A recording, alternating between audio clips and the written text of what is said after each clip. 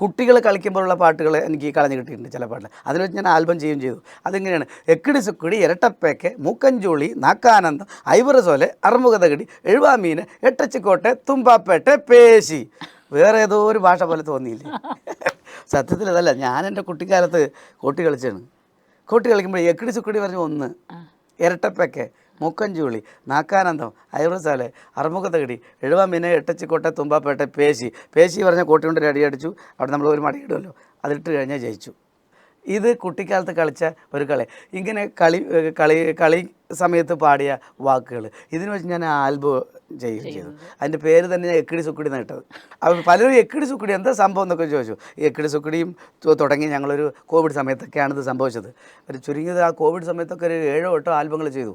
അതൊക്കെ നമ്മളൊരു പാട്ട് ചെയ്യാൻ അതെ, നമ്മളൊരു ഏട്ടൻ്റെ അവർ 6 ഫ്രണ്ട്സും അവരുടെ കുടുംബങ്ങളുമായിട്ട്. അതെ അതെ അതെ